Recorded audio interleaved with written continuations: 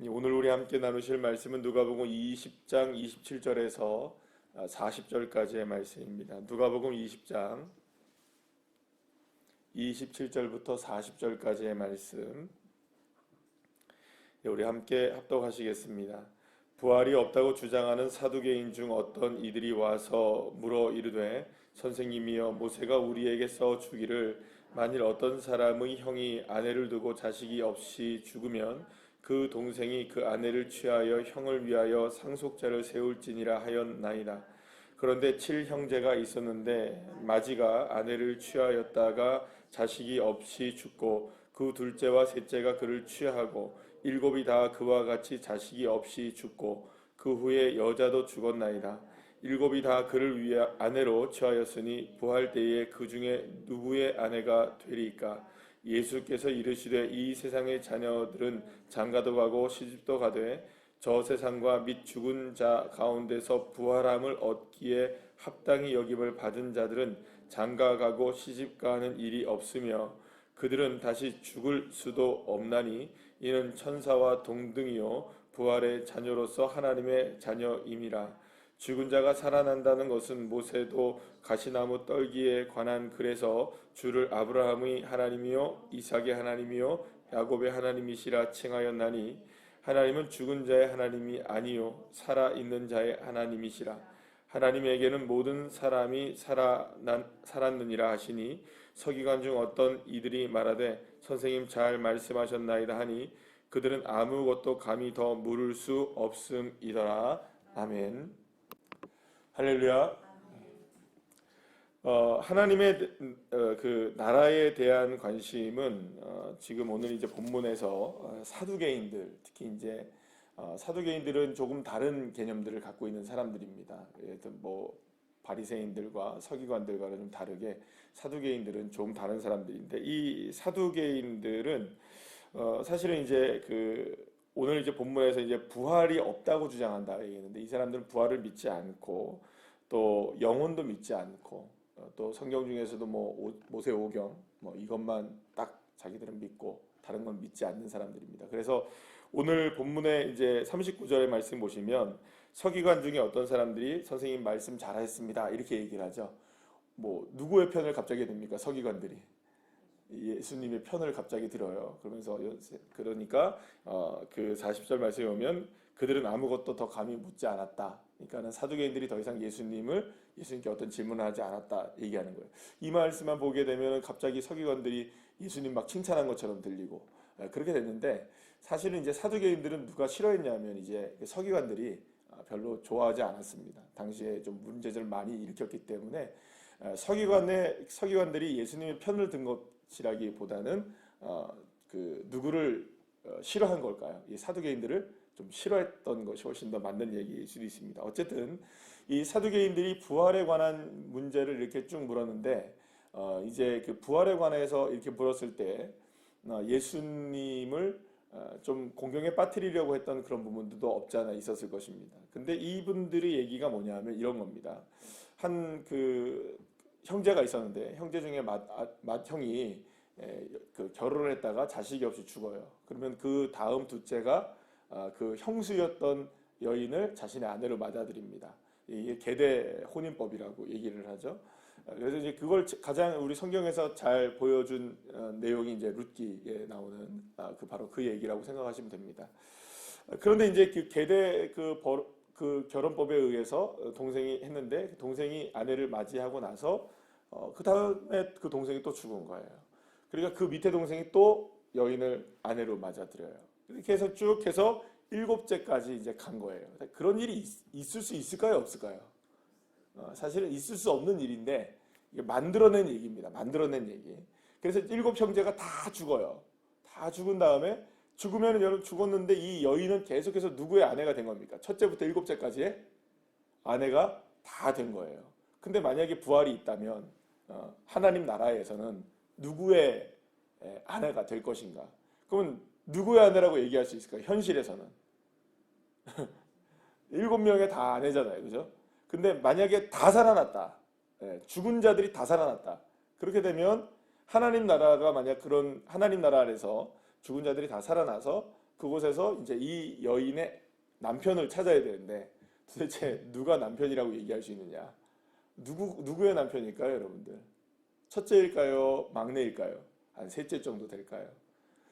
사실 이 얘기에는 여러 가지 이제 모순적인 이야기들이 굉장히 많은데 여기서 이제 예수님이 이 이야기를 듣고 여러 가지 이야기를 하십니다만 이제 가장 중요한 문제는 어떤 문제냐면 지금 이 예수님이 말씀하시는 것 중에 하나가 뭐냐면 이런 얘기합니다. 37절에도 그렇고 38절에도 뭐라고 특히 이제 38절에 뭐라고 얘기를 하냐면 하나님은 죽은 자의 하나님이 아니라 살아있는 자, 그러니까 살아있는 자의 하나님이시라 이렇게 얘기합니다. 그러니까 이 말을 언뜻 들으면 우리 살아있는 자의 하나님이라고 얘기하는 게 뭐가 정답이 될 수 있느냐라고 생각이 될 수 있겠지만 이 이야기는 어떤 이야기냐면 이런 이야기가 되는 것입니다. 그러니까 지금 이 사두개인들을 비롯해서 많은 사람들이 하나님의 나라에 대해서 굉장히 궁금해해요. 부활도 궁금하고 모두 궁금하고 예수님께 자꾸 질문을 이렇게 합니다. 근데 그 많은 질문들 속에서는 대부분들의 사람들의 관점들은 다 어떤 관점을 갖고 있냐면 이 땅에서 살아가는 사람들로서의 관점을 갖고 있는 거죠. 하나님의 나라를 경험해 본 적이 없으니 하나님의 나라를 어떻게 생각해야 됩니까? 그러니까 자기가 생각하는 방식으로 생각을 해야 되겠죠. 그죠? 그러니까 내가 경험한 게 전부 다니까. 여러분들 이게 조금 다른 얘기인지도 모르기 때문에 한번 생각을 해보십시오. 제가 어제 청년부 예배를 드리면서 이런 얘기를 했어요. 청년들한테 저는 여러분들 어른이잖아요. 그죠? 청년들에게는 어른 맞죠? 그래서 제가 그랬어요. 청년들을 이렇게 딱 앉아놓고 제가 무슨 얘기를 했냐면 난 너희들한테 꼰대다 얘기했어요. 맞나요? 안 맞나요? 그러니까 맞죠. 당연히 주부들한테는 제가 꼰대죠. 예. 그러면 여러분들 꼰대라는 게 뭐냐면 제가 그렇게 설명을 했어요. 꼰대라는 게 다른 게 아니라 내 고집대로 살아가는 사람이 꼰대다. 나는 이미 나이가 이렇게 들어가고 있으니까 내 삶을 바꾸기가 어렵다. 내가 살아온 방식이 있을까요? 없을까요? 있고 내가 경험한 것들이 있기 때문에 그걸로 앞으로 인생도 살아가야 된다 나는. 그러니까 나 바꾸려고 하지 마라. 나 건들지 마 그랬어요 제가. 그러면서 제가 청년들한테 무슨 얘기를 했냐면 그래 너희들은 좀 바뀌어라 그랬어요. 나는 못 바꾸니까 아직까지 젊은 너희들은 좀 바뀌어야 되지 않겠냐. 그러니까 너희들은 좀 제대로 된 인생을 살았으면 좋겠다. 내가 살지 못했던 인생들을 니들이 좀 살았으면 좋겠다. 제가 그런 얘기를 했어요. 자, 제가 여러분들 생각해 보시면 우리가 꼰대인 이유, 우리가 나이가 들어서 살아가면서 살아가는 삶에 있어서 우리의 가장 큰 문제점은 뭐냐면 우리는 이미 고착화되어 있다는 거죠. 우리는 생각이 고착화되어 있고 경험이 고착화되어 있어요. 이게 전부 다인 줄 알아요. 우리는. 내가 살아온 인생이 다인 줄 알고 내가 생각하는 게 다인 줄 알아요. 아닌 분도 계시겠지만 대부분들 많은 어른들이 그렇게 살아갑니다. 아 내가 말이야 뭐, 그런 얘기 합니까 안 합니까? 그런 얘기를 하는 거예요. 그러면서 아이들에게 예를 들어서 무슨 얘기를 해줄 때에도 내가 경험한 바에 의하여 얘기를 한다고요. 그리고 아이들이 살아갈 미래에 대해서도 넌 이렇게 살아야 돼 라고 얘기를 한다고요. 그러면 그 아이들한테 그게 맞을까요? 안 맞을 수 있을까요? 여러분들 그거는 내 착각입니다. 여러분들 내가 맞다고 생각하는 건 내 생각인 거예요. 아이들의 삶에 있어서는 다를 수 있어요. 우리가 지난 4주 동안에 코칭이라는 걸 배웠는데 코칭에서 배운 가장 중요한 개념이 뭔가요? 내 생각이 아니라 다른 이의 그 생각을 인정해주고 존중해주고 그가 원하는 게 무엇인지를 발견해서 그걸 최대한으로 극대화시킬 수 있는 방법이 뭐냐 이거를 공부하는 게 코칭이었거든요. 그럼 왜 코칭하나요 여러분들? 왜 코칭을 하고 왜 그렇게 해야 되나요? 내 거 알려주면 코치할 필요가 있을까요? 없을까요? 너 이렇게 해야 돼 하면 코치가 필요 없는 거예요.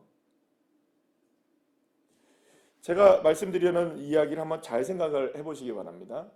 세상을 살아가는 사람들도 이 세상을 살아갈 때에 많은 경우 실패하는 경우고 그리고 많은 어려움을 당하는 경우는 누구의 생각 때문일까요? 내 생각을 주장하기 때문이죠. 만약에 여러분들이 옆에 있는 분들과 이웃들과 내 주변에 있는 친구들과의 관계를 잘 유지하려면 내 생각 주장해야 될까요? 그들의 생각을 존중해줘야 될까요? 예, 내 중심이 아니라 타인 중심이 되면 그 관계는 굉장히 아름다운 관계가 되어지는 거 맞습니까? 안 맞습니까? 예, 맞아요. 하물며 세상을 살아가는 데 있어서도 내 중심을 버려야 돼요, 여러분들. 그거 맞죠? 제가 영 이상한 얘기 하는 건 아니죠? 하나님 나라를 한번 생각해 봅시다. 우리 하나님 나라 경험했습니까? 안 했습니까? 그러니까 눈으로, 손으로 그렇게 우리는 못하고 있는 나라예요. 그러니까 하나님 나라가 여기 있다 저기 있다고 막 하는 사람들이 많단 말이에요. 근데 주님이 뭐라고 얘기하시냐면 우리 마음에 있다. 그리고 오늘도 살아있는 자의 하나님이시다. 이 말은 무슨 말이냐 면 우리는 꼭 하나님의 나라에 대해서 우리의 생각과 관점으로 죽은 다음에 일어난 일, 그리고 또 나름대로의 자신의 삶의 생각으로 이렇게 저렇게 이러쿵저러쿵 하나님의 나라에 대해서 생각을 다 하고 있지만 천만의 말씀이라는 거예요. 예수님이 세상의 관점을 가지고 세상 사람들이 살아가는 그 관점을 가지고 생각하거나 살아갈 수 있는 나라가 하나님 나라가 아니라 오직 지금 살아있는 이 순간에 누구를 만나고 예수님 하나님을 만나고 오직 지금 살아있는 이 순간 주님을 의지하고 오직 지금 살아있는 이 순간 주님의 말씀에 순종해 살고 그때가 무엇이 이루어지는 순간이 되는 거라는 겁니까? 하나님의 나라를 맛보며 살아가는 시간이 되는 것이고 심지어는 여러분들 부활도 마찬가지인 거예요. 여러분 부활은 죽어서 부활하는 거 맞죠? 분명하게. 부활이라는 단어가 그거잖아요. 죽은 다음에 살아나는 거잖아요. 맞습니까? 안 맞습니까? 그런데 여러분 영적으로 우리가 성경적으로 보자면 우리의 부활은 갈라디아서 2장 20절에 분명히 나와 있습니다. 나는 죽고 예수가 사는 것. 맞습니까? 여러분 난 죽었습니까? 안 죽었습니까? 물리적으로. 생명적으로 나는 죽었습니까? 안 죽었습니까? 아직 안 죽었습니다. 난 살아있습니다. 저 입 살아있잖아요 지금. 그죠? 심장이 뛰고 맥박도 뛴단 말이에요 지금. 나 안 죽었어요 저는. 그런데 나는 죽었습니다. 왜냐 나는 예수와 함께 죽고. 그럼 나는 죽은 사람이 어떻게 살아납니까? 난 예수와 함께 사는 거예요. 그러면 여러분 나는 이 세상에서 지금 살아가는 순간에 부활을 경험하는 건가요? 아닌가요? 경험하고 있는 거예요. 내가 이 순간에 예수 그리스도를 의지하고 예수 그리스도가 나의 주님임을 고백하고 나는 죽고 예수님은 살았음을 내가 오늘 이 순간에 고백을 하면 나는 이미 부활을 경험하고 있는 거예요. 죽어서 경험하는 부활과는 전혀 다른 차원의 부활을 내가 지금 경험하고 있는 거라는 거예요. 살아있는 순간에. 내가 지금 살아있어도. 죽은 자가 아니어도 부활을 경험하는 겁니다. 그럼 여러분 이거는 세상 사람들의 관점으로 이해가 되는 걸까요? 오직 하나님의 은혜로만 알 수 있는 것일까요? 예. 하나님의 나라는 하나님의 은혜로 알 수 있는 것이고 세상의 관점과 세상의 방법으로 알 수 있는 게 아니라는 거예요.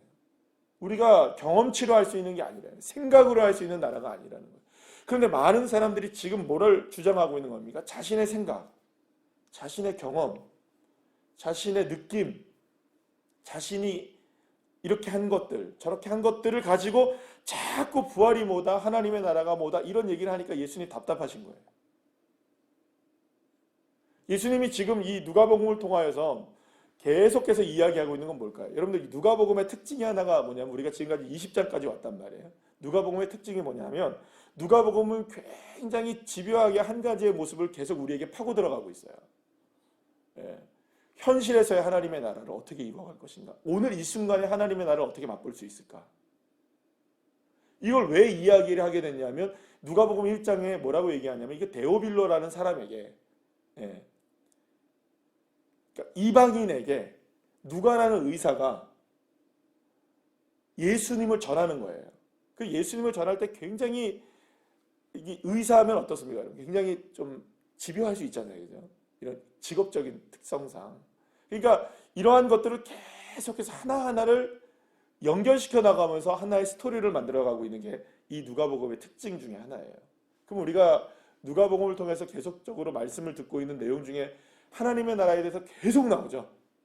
예수님이 비유의 말씀을 하시든 사람들과 대화를 나누시든 지금 몇 주 동안 계속해서 하나님의 나라는 어디 있다고 얘기하십니까? 우리가 살아가는 바로 여기에 있다고 얘기하십니까? 안 하십니까? 주구장창 얘기하시잖아요. 우리가 어제도 말씀을 들었던 것처럼 여러분들 왜 예수님이 여리고에 들어가셨나요? 너무 오래돼서 까먹으셔가지고 삭개오를 찾아내시기 위해서 가셨어요. 근데 삭개오만 나오는 게 아니에요. 그 여리고 성의 내용 속에는 그러니까 그 눈먼 사람 그 맹인을 고치는 장면이 나옵니까 안 나옵니까? 나와요.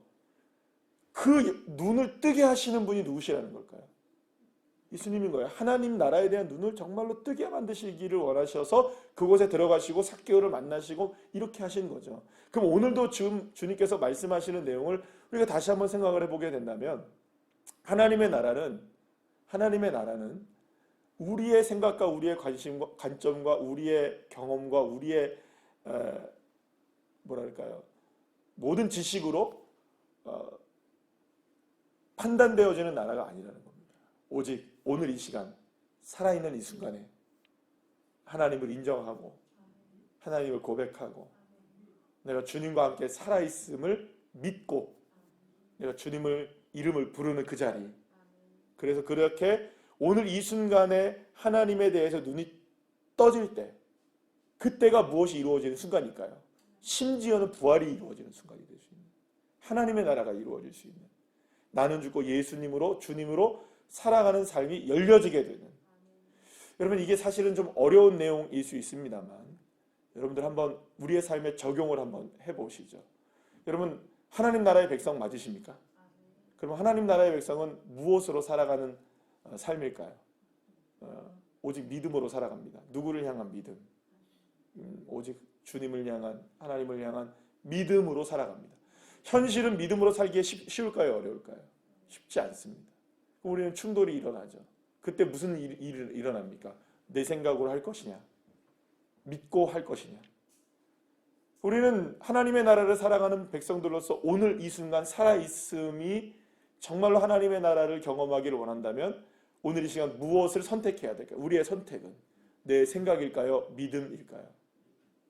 여러분 이게 바로 우리가 살아가는 하나님의 나라의 방식인 겁니다. 수없이 많은 충돌을 일으킬 때 수없이 많은 충돌이 일어날 때 내 생각과 하나님의 말씀과 충돌이 일어나고 현실과 하나님의 말씀이 충돌이 일어나고 사람들의 생각과 내 생각이 충돌이 일어나고 많은 충돌이 일어나는 이 현장 속에서 왜냐하면 하나님의 나라와 이 세상은 다르니까요. 그러나 내가 오늘 이 시간 하나님의 나라를 살아내려면 어떤 삶을 살아야 되느냐. 사두개인들처럼 괜히 엄하게 한 여인을 7명의 여러분들 이게 지금 굉장히 잔인한 얘기 아닙니까? 여인에 대해서 잔인한 얘기잖아요. 그죠? 근데 왜 이런 얘기를 만들어내냐고요. 누가 만들어낸 겁니까? 사두개인들이. 자기 생각을 합리화하기 위해서 만들어낸 얘기에 불과한 거예요. 근데 이게 마치 현실처럼 느껴지는 거죠. 그게 우리도 똑같은 거예요. 하나님 보시기에 우리도 이런 이야기 만들어내고 있는 거예요. 왜 염려하지 않아도 될 걸 염려하고 왜 걱정하지 않아도 될 걸 걱정하고 왜 생각하지 않아도 될 걸 생각하면서 오히려 뭘 하지 않는 겁니까? 믿음은 없는 거죠. 우리는 첫째부터 7째까지의 생각은 막 해요. 어떻게 하면 좋을까? 7가지를 생각해야 된다고요. 7가지를. 근데 그 생각 중에 여러분 다 접어내시고 주님을 믿는 믿음이 비교할 수 없을 정도로 그걸 압도하셔야 됩니다. 이게 하나님 나라를 살아가는 방식이죠. 수없이 많은 생각들이 일어나고 내 경험들이 막 일어날 때 그것을 허옇게 잠재우고 믿음으로 잠재우고 그렇습니다. 주님, 내 생각은 이렇지만 주님이 옳습니다. 주님의 생각이 옳습니다. 주님의 뜻대로 하십시오. 그렇게 하실 수 있는 그 믿음이 저와 여러분에게 있을 때 비로소 우리는 뭘 살아내는 걸까요? 하나님의 나라를 오늘도 이 땅 가운데서 살아내는 삶이 되는 것입니다. 이 삶을 이번 한 주간 동안도 오늘도 살아내시는 믿음으로 승리하시는 귀한 자녀들 한 분 한 분들 다 되시기를 간절히 축복합니다. 기도하시겠습니다.